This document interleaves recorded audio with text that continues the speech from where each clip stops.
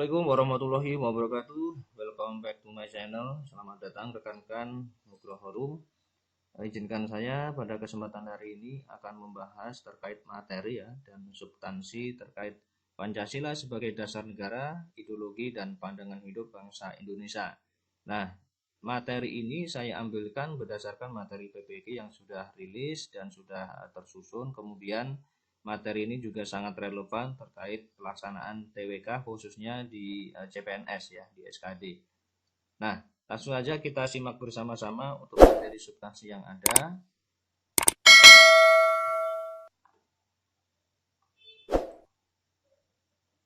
Ya, jadi Pancasila sebagai dasar negara, ideologi dan pandangan hidup bangsa. Nah, ini saya petakan seperti ini berdasarkan materinya.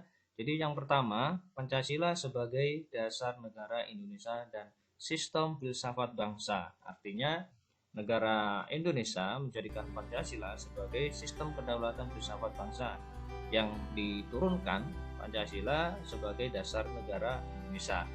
Nah, sebagai dasar itu sendiri, maka perlu adanya Pancasila sebagai sistem filsafat bagi bangsa Indonesia. Nah, jadi ada sistem filosofisnya. Kemudian Pancasila sebagai ideologi negara. Nah, dari ideologi dan pandangan hidup bangsa Indonesia itu mencerminkan ada beberapa komponen. Yang pertama, Pancasila sebagai ideologi negara Indonesia ya. Jadi pandangan hidup bangsa untuk ideologinya.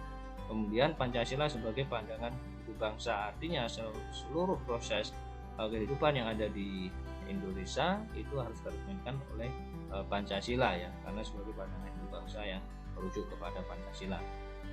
Kemudian untuk konsep hubungan sila ke-1 Pancasila dengan kehidupan beragama di Indonesia. Nah, kita ketahui bahwa sila ke-1 yang berbunyi ketuhanan yang Maha Esa, artinya dari sila 1 Pancasila dengan kehidupan beragama yang ada di Indonesia itu mengharuskan bahwa setiap yang ada di Indonesia itu wajib beragama ya, seperti itu, wajib berketuhanan ya, berketuhanan yang Maha Esa, seperti itu. Nah, kemudian yang kedua, Pancasila sebagai pandangan hidup bangsa Indonesia itu. Jadi sebagai rujukan, sebagai pandangan filosofi terkait pandangan kehidupan yang ada di bangsa Indonesia. Nah, untuk lebih jelasnya, sebelumnya di video ini saya jelaskan terkait Pancasila sebagai dasar negara, ideologi dan pandangan hidup bangsa. Nah, tinggal rekan-rekan pahami bersama ya untuk materinya. Kemudian saya lanjutkan. Nah, ini terdapat 3 kajian utama terkait filsafat Pancasila. Ya, yang pertama landasan ontologisnya. Ya, jadi kalau kita bicara filsafat itu ada ontologis, epistemologis dan aksiologis ya, atau aksioma seperti itu. Nah, yang pertama landasan ontologis Pancasila.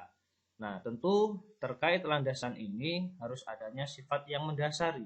Karena ontologis itu lebih kepada pendasarannya ya, fundamentalnya seperti itu. Jadi sifat dasar dari kenyataan yang memang berada di paling dalam ya. Jadi sifat dasar dari kenyataan yang terdalam. Kemudian ada penyelidikan Pancasila sebagai filsafat. Jadi yang dimaksudkan itu sebagai upaya ya untuk mengetahui hakikat dasar dari sila-sila Pancasila yang kita analisis bersama ketika nanti sudah benar-benar kita laksanakan sesuai dengan kehidupan di masyarakat ya. Ya tentu harus beragama, kemudian tenggang rasa ya, saling menghormati untuk mewujudkan persatuan ya, sampai nanti kepada keadilan sosial bagi seluruh rakyat Indonesia, seperti itu. Kemudian untuk yang kedua, ini landasan epistemologis ya. Jadi landasan ini lebih kepada susunan lanjutan, yaitu dari asal, syarat susunan, metode dan validitas ilmu pengetahuan yang ada. Artinya seluruh kajian yang ada di Pancasila itu sendiri sudah teruji validitasnya berdasarkan metode, cara, susunan dan juga validitas ilmu pengetahuan. Kemudian ada juga upaya untuk mencari hakikat Pancasila sebagai suatu sistem pengetahuan.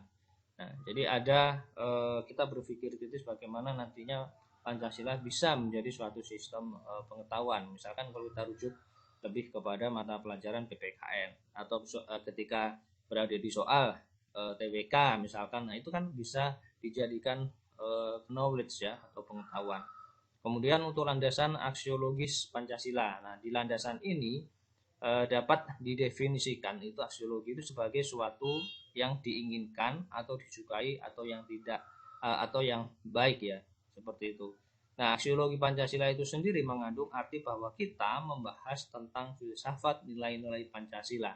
Nah, itu berdasarkan butir-butir nilai Pancasila di UUD 1945, yaitu sudah dijabarkan dalam beberapa alinea. Itu ya. Kemudian ini ada susunan isi. Jadi makna Pancasila itu sendiri ada 3 hal menurut Notonegoro ya.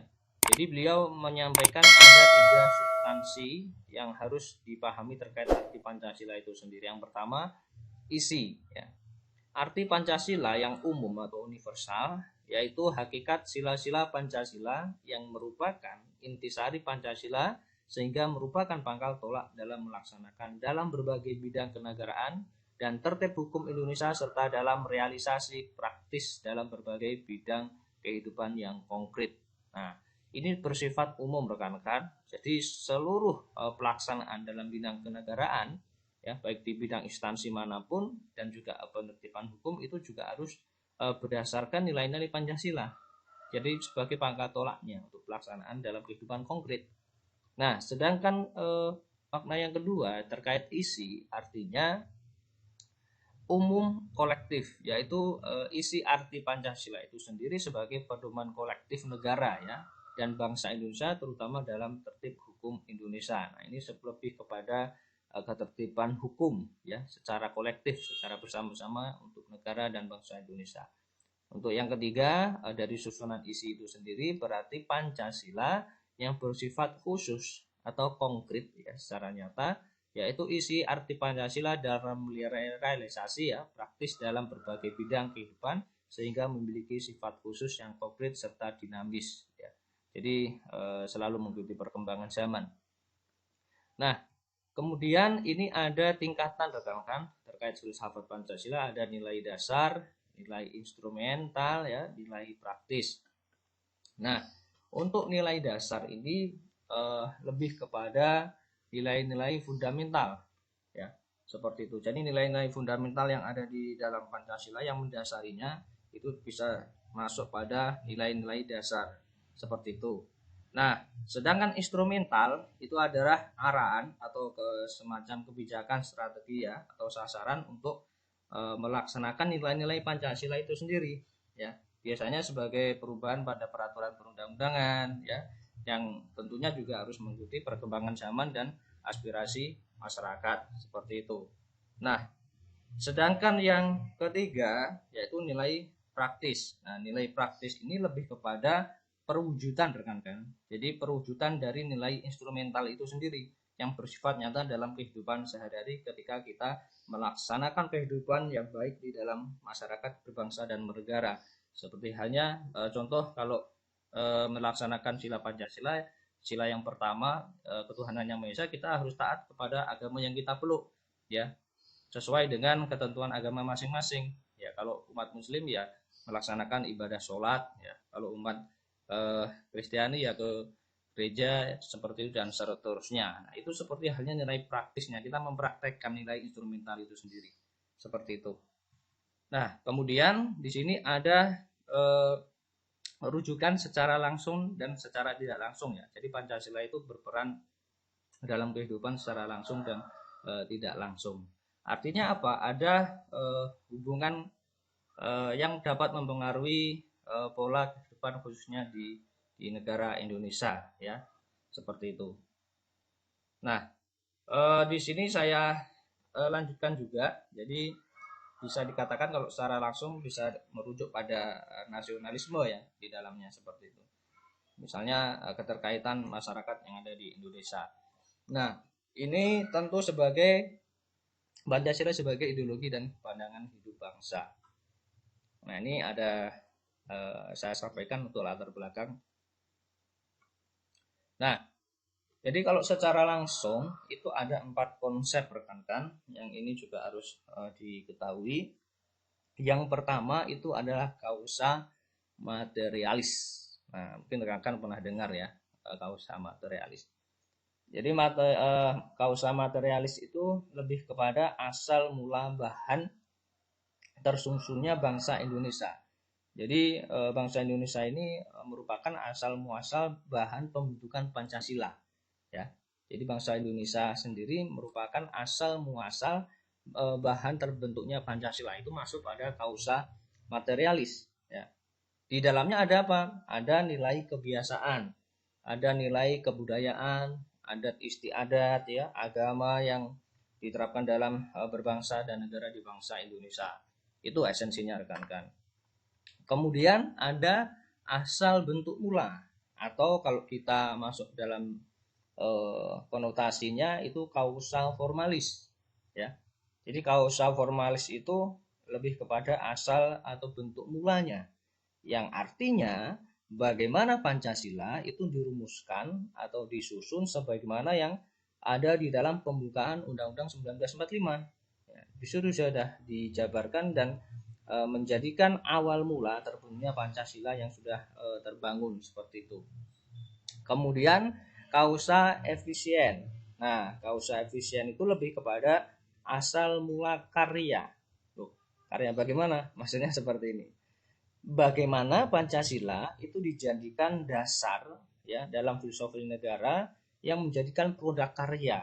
Nah, saya ambilkan contoh realnya di PPKI, sidang PPKI itu menjadi asal mula karya Pancasila, yang tentu setelah diadakannya pembahasan dalam sidang BPU PKI, ya, akhirnya dan panitia 9 akhirnya produk atau karya yang diciptakan oleh Pancasila itu sebuah produk hukum seperti itu.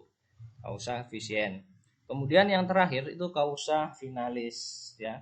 Jadi kausa finalis itu seperti halnya asal mula tujuan dari adanya Indonesia, seperti adanya Pancasila terkait pelaksanaan yang ada di Indonesia seperti itu. Nah, jika rekan-rekan amati terkait kausa finalis itu sendiri, itu lebih kepada rumusan yang dibahas dalam pendirian negara, ya. Jadi tujuannya menjadikan Pancasila sebagai dasar negara. Nah, kalau kita berbicara terkait tujuannya, ya, dari kausa finalis ini, Pancasila sebagai dasar negara, tentu ada dua tokoh penting yang berperan di dalamnya, yaitu Insinyur Soekarno dan Muhammad Hatta, serta anggota BPU PKI, serta tentunya panitia 9 dalam merumuskan Pancasila sebagai dasar negara sebelum disahkan, ya. Baru nanti bisa dikatakan para pendiri negara itu tersendiri merupakan kausa rasionalis atau yang merumuskan dasar filsafat negara. Seperti itu, ya, untuk penjelasannya. Nah, kalau secara tidak langsung ideologi Pancasila dalam kehidupan bangsa, tentu kita lebih kepada rasa gotong royong dalam kehidupan bermasyarakat, ya. Jadi bisa ditafsirkan nilai-nilai Pancasila itu terdapat pada kepribadian bangsa yang mencerminkan nilai ketuhanan, kemanusiaan, kerakyatan, dan keadilan seperti itu. Nah, terkait Pancasila sebagai pandangan hidup bangsa, nah, kalau sudah merujuk ke pandangan hidup, tentu Pancasila sebagai pandangan hidup bangsa ini menjadikan pedoman, ya, dan petunjuk hidup dalam berpikir dan berperilaku bagi masyarakat dan bangsa Indonesia dalam kehidupan sehari-hari. Nah, Pancasila itu sendiri dipergunakan sebagai petunjuk arah semua kegiatan dan aktivitas dalam kehidupan sehari-hari. Artinya bahwa setiap sikap, tindak lanjut, ya, perilaku manusia Indonesia, warga negara Indonesia, harus dijiwai dan merupakan pancaran dari nilai-nilai Pancasila seperti itu. Jadi esensinya kalau semua menerapkan, ya, Pancasila ini sebagai pandangan hidup bangsa yang nantinya kita implementasikan dalam kehidupan sehari-hari, maka tidak ada semacam gejolak problem yang ada di dalam negara seperti itu. Nah, sedangkan Pancasila sebagai ideologi negara di sini ada tiga, ya, tiga ranah. Yang pertama sebagai ideologi reformatif, ya. Artinya apa? Kalau kita berbicara ideologi negara sebagai ideologi reformatif, artinya ada perubahan di dalamnya untuk menuju hal yang lebih baik, ya. Jadi ada perujukan atau istilahnya perubahan dalam sistem ketatanegaraan yang lebih baik seperti itu. Kemudian ideologi terbuka ya. Jadi ideologi Pancasila itu sebagai ideologi terbuka, artinya bisa menerima masukan apapun yang bersifatnya lebih kepada progres atau sesuai dengan keterbukaan yang ada ya. Kemudian sebagai ideologi dinamis. Nah, artinya bahwa ideologi negara Pancasila itu sendiri bisa mengikuti perkembangan zaman. Jadi zaman perubahan dari generasi kepemimpinan sampai nanti di kemudian hari akan tetap relevan ya. Esensinya sama. Kehidupan dari 5 sila itu saya rasa di setiap negara pun juga ada, hanya saja kita lebih kepada perincian dalam 5 sila itu sendiri. Seperti itu ya. Nah, mungkin rekan-rekan ada yang mengetahui bahwa dalam ideologi sendiri ada bentuk terbuka dan tertutup ya. Jadi esensinya kalau rekan-rekan masih bingung, jadi kalau misalkan ideologi yang tertutup ya, itu tidak bisa mentolerir pandangan dunia atau nilai-nilai lain yang ada di dalam luar konteks negaranya. Nah, sedangkan ideologi terbuka itu penjabaran dari orientasi dasar seperti itu. Nah, kalau lebih tertutup itu sepertinya ajaran atau pandangan dunia yang merujuk pada norma-norma politik dan sosial yang tentunya tidak boleh dipersoalkan lagi. Itu kalau sudah tertutup paten seperti itu. Nah, kalau ideologi terbuka tentu bisa ada permusyawaratan, proses musyawarah di dalamnya dalam berbagai golongan masyarakat. Nah, itu makanya Indonesia sebagai ideologi negara, sebagai Pancasila sebagai ideologi negara yang bersifat ideologi terbuka. Seperti itu ya. Nah, kalau kita ketahui ya, untuk nilai luhur yang terkandung dalam Pancasila itu ada 5 sila. Yang pertama sila ke-1, ketuhanan yang Maha Esa.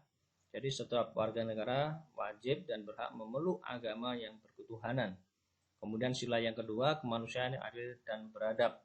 Nah, kalau kemanusiaan yang adil dan beradab ini lebih kepada hubungan antar manusia ya, individu dengan individu, individu dengan kelompok, antar golongan ya, harus tetap mengedepankan keadilan yang beradab ya. Nah, kemudian sila ketiga dari kemanusiaan yang adil, kemudian ada keberadaban ya, yang beradab tentu akan menimbulkan atau akan memunculkan rasa persatuan Indonesia. Dari rasa persatuan Indonesia sendiri tentu harus ada ya kerakyatan. Jadi kalau kita lebih kepada kemusyawaratan nantinya tentu harus ada kepemimpinan yang dilaksanakan secara bijaksana dalam permusyawaratan perwakilan, dari memulai permusyawaratan perwakilan ya. Seperti itu. Sedangkan sila yang kelima, keadilan sosial bagi seluruh rakyat Indonesia.